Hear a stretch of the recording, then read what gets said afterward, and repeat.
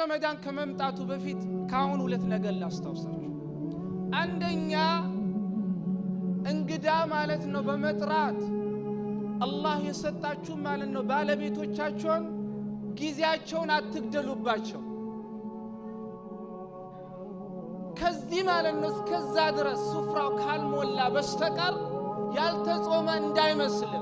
ነብዩ እንደዛ አይደለም የጾሙት ጾም ሲባል ገበያም ማጨናነቅ ሱፐር ማርኬት ማጨናነቅ ቤትም ማጨናነቅ አይደለም አላህ ያኔ ከርስ ሙሉ አይደለም የተባለ ከረመዳን በፊት ማለት ነው ያልበላችሁትን ብሎ አይደለም የተባለ ኢባዳ ነው ስለዚህ እኔ አደራምላችሁ አላህ በባለቤት የሰጣችሁ ሰዎች 10 ሰው ላመጣ ነው 20 ሰው ላመጣ ነው ሱብሃንአላህ እዘኑላችሁ እንደናንተው ማለት ነው ቁርአን መቅራት ይፈልጋሉ ذክር ማድረግ ይፈልጋሉ ወደ አላህ ማለት ነው የሚቀርቡበትን የተለያየ ኢባዳ ሰርቶ መቃረብ ይፈልጋሉ ጊዜያቸው ማለት ነው ለአላህ መስጠት ይፈልጋሉ አንተ ግን በእዳ ማለት ነው በእንግዳ የምታጨናንቃት ከሆነ ባልነህና ትእዛዝህን አክብራ አላህን ላለማስቆጣት ያንን ታረጋለህ ጊዜያቸውን አትፈጁባቸው ሾርባና ሰንቡሳ ካቀረበችልህ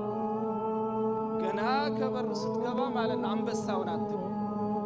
አንዳንዱ ሱፍራ ከዚህ እስከዛ እስካልሞላ ድረስ ማለት ነው ልክ ሲገባ ሁለት ነገር የተቀመጠ እንደሆነ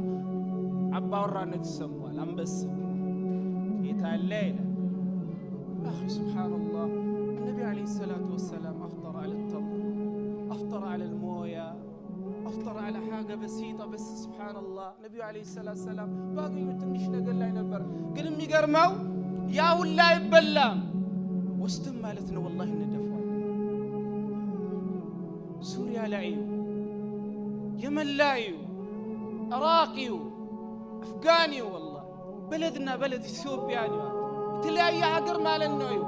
والله ዛሬ እኛ እጃችን እንቢ ሳይለን ወስተን የምንደፋው ምግብ ይፈልጉት ስለዚህ ረመዳን ላይ ሚስቶቻቸውን እንግዳን በመጥራት አታጭን እኔ አትጥሩ አይደል እህቶቻችንም እንግዲህ ኡስታዙ እንዲህ ብሏል ብላችሁ ደግሞ ባሎቻችሁን በውሃና በቡና ናላቸውን አታዝሯቸው ትንሽ መረቅም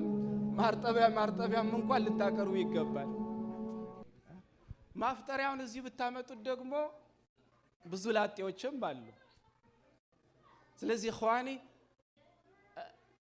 ጊዜ አትግደሉባቸው والله ጊዜ አትግደሉባቸው ስለዚህ እንዳረዘምኩኝ ያውቃለሁ